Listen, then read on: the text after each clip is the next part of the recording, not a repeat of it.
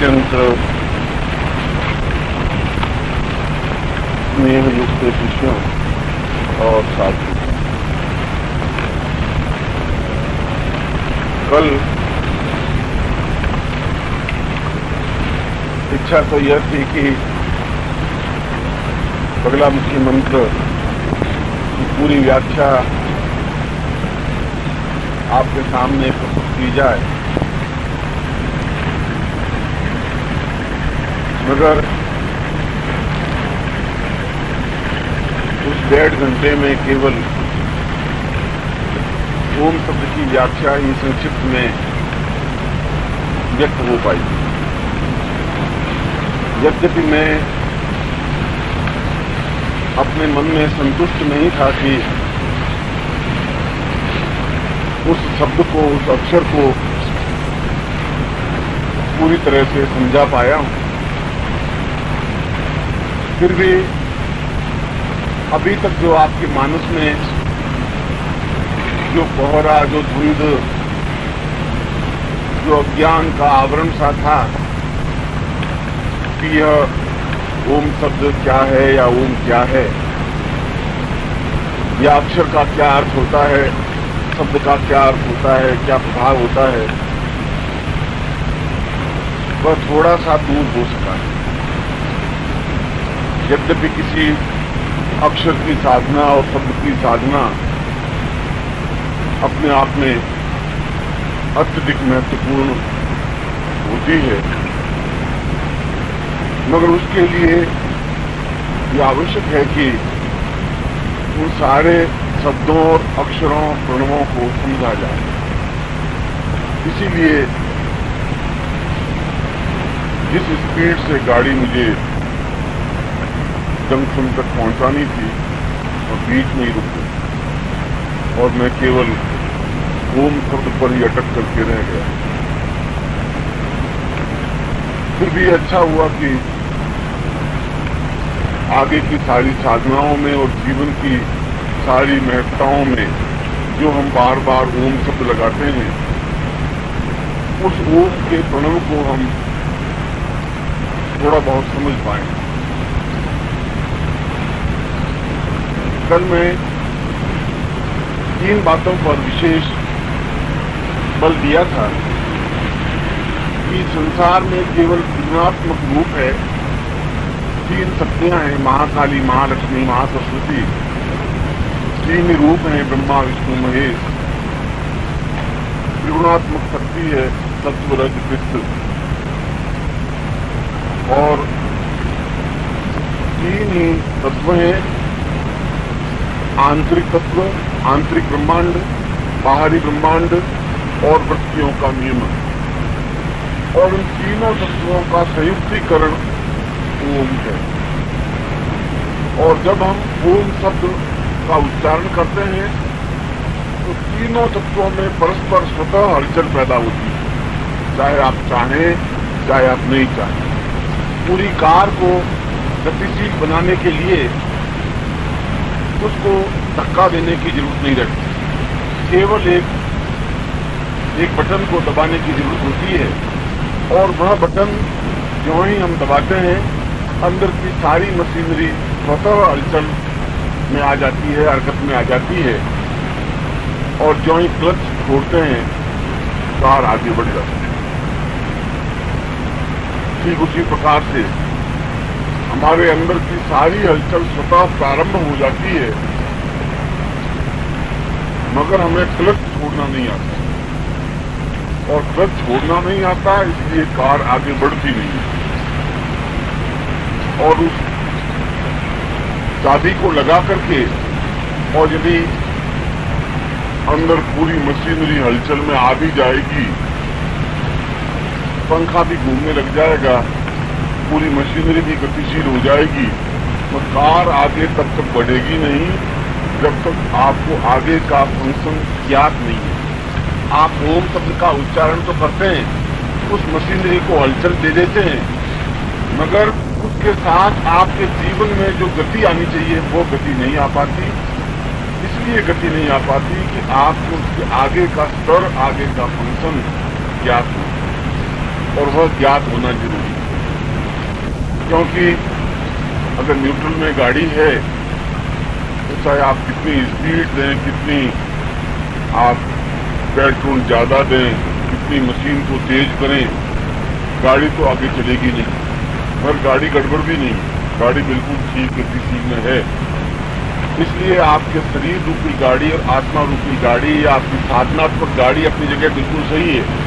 आप गति भी बराबर दे रहे हैं, पाँव भी आपके सही है, स्टीयरिंग पर आपका हाथ भी है, मगर वह खिसक नहीं रही है गाड़ी। और गाड़ी खिसक इसलिए नहीं रही है कि आपको थोड़ा क्लच पर और उसके गति पर थोड़ा सा ध्यान देने की जरूरत। और वह ध्यान तब आ पाएगा कि जब आप इस आंतरिक,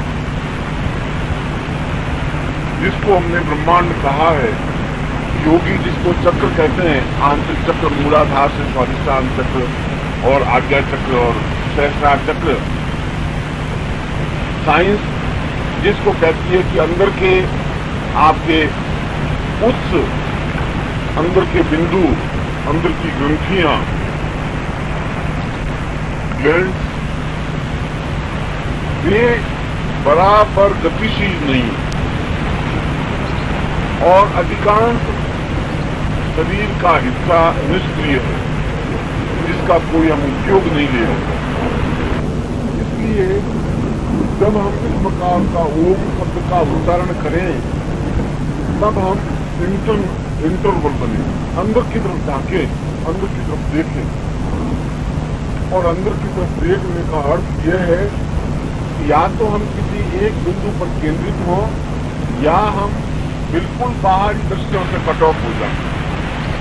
बाहरी दृश्यों से कट ऑफ होने का सीधा साधा तरीका है कि आंखें बंद कर लें तो बाहर के दृश्य हमारे सामने आएंगे नहीं।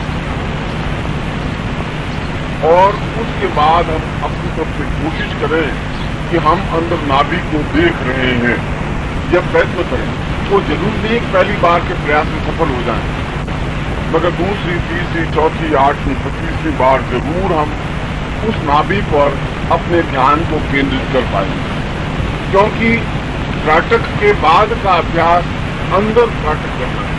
अभी तक मैं जो त्राटक को आपको रोज आप अभ्यास करते हैं, त्राटक करते हैं, मगर अब उस त्राटक के बाद में, बाह्य त्राटक के बाद में आंतरिक त्राटक करने की जरूरत है। और आंतरिक त्राटक का मतलब है जिस प्रकार से बाहर आप एक ही बिंदु पर ध्यान एकाग्र करते हैं, दृष्टि स्थिर करते हैं, उसी प्रकार से उस दृष्टि को अंदर स्थिर करने की जरूरत है, जो नाभि का प्रदेश है, जो आपका आत्म प्रदेश है, जो आपका मूल प्रदेश है।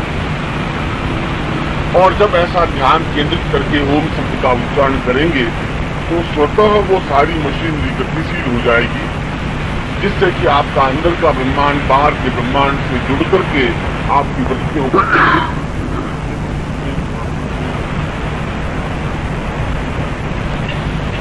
मैं बात कर रहा था बलगामुखी मंत्र पर, और बात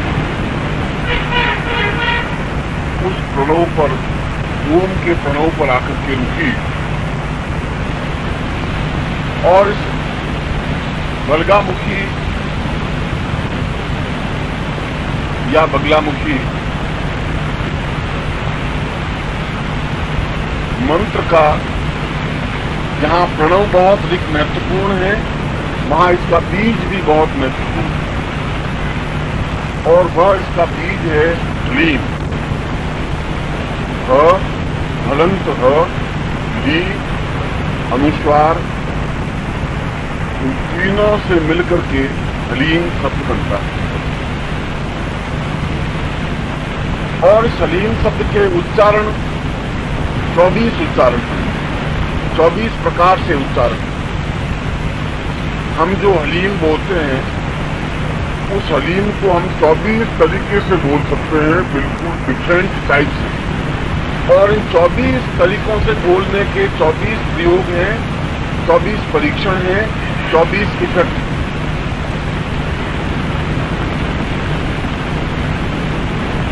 हम बोल सकते हैं हलीम, हम बोल सकते हैं लींग, हम बोल सकते हैं लींग। और इसी प्रकार से उस एक अक्षर विन्यास के 24 विन्यास हैं, 24 देवता हैं, 24 गुण हैं, 24 शक्तियां हैं और 24 विसर्ग हैं, 24 क्रिया पद्धतियां।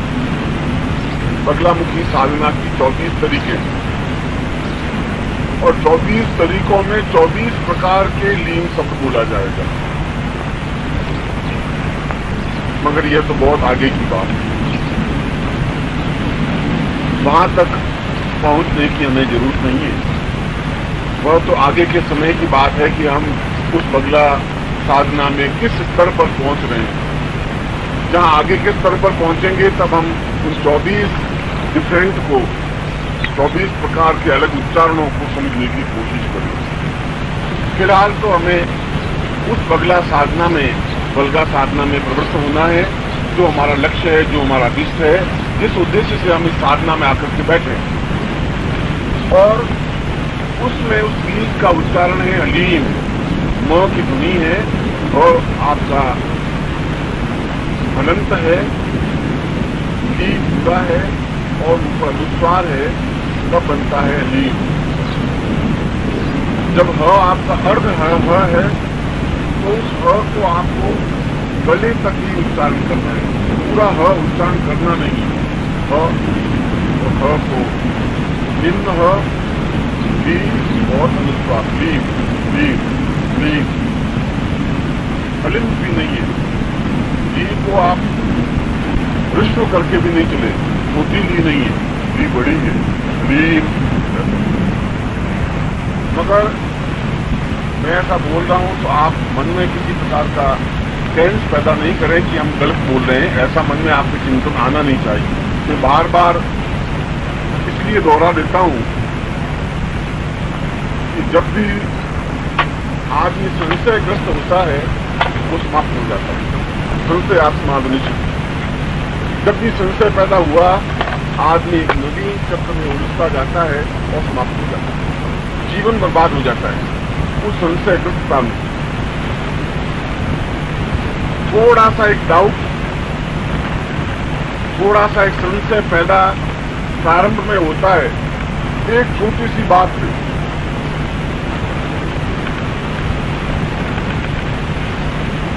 और छोटी सी बात क्या कि जब दुर्योधन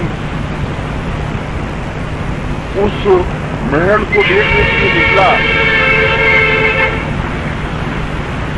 जो कि अपने आप में एक शांतोक्त तरीके से महल बना हुआ था, और उस महल की विशेषता यह थी कि जहां जमीन दिखाई देती थी वहां वास्तव में पानी होता था, और जहां बिल्कुल पानी का तालाब टाइप दिखाई देता था वहां बिल्कुल जमीन।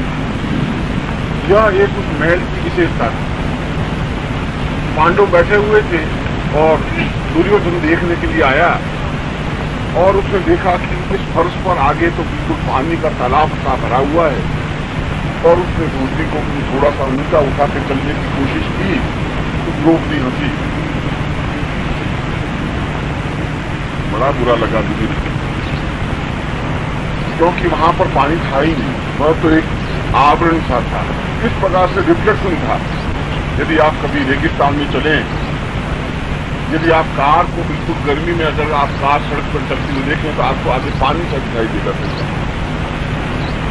जिसको कहते हैं मृग मरीचिका।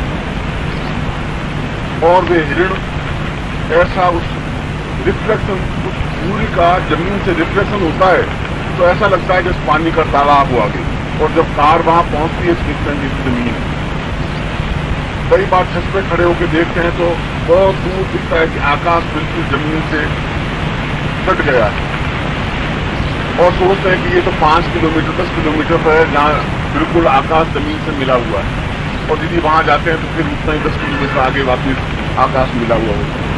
यह हमारा दृष्टि भ्रम होता है, क्योंकि हमारी दृष्टि इसके आगे देख नहीं पाती।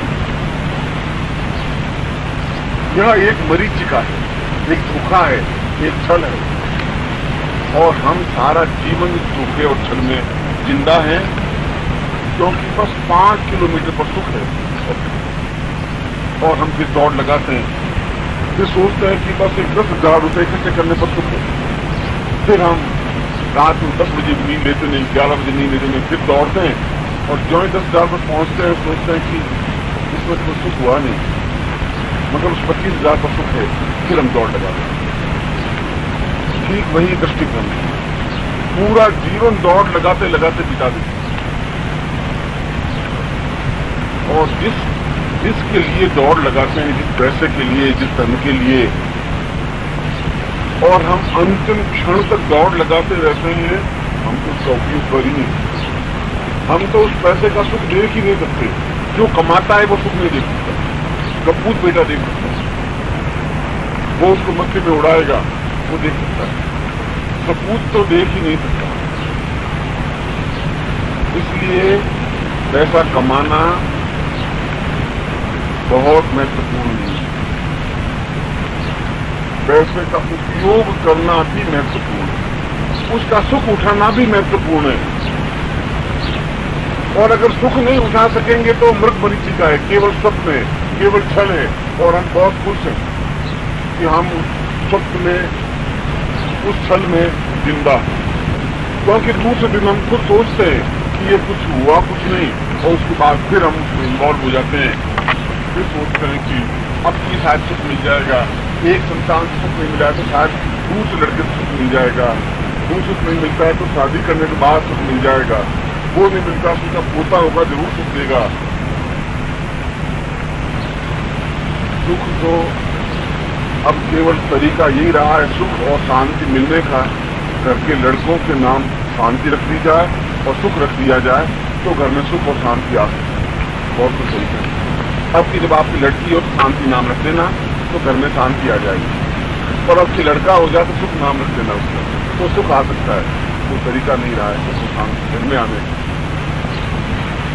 क्योंकि वो मैंने बताया कि वो संशय, और संशय हमारी पूरी शांति को खत्म कर देता है, भ्रम पैदा कर देता है। थोड़ा सा किसी और को देख करके पति मुस्कुराता है, बस वो शुरू हो जाता है।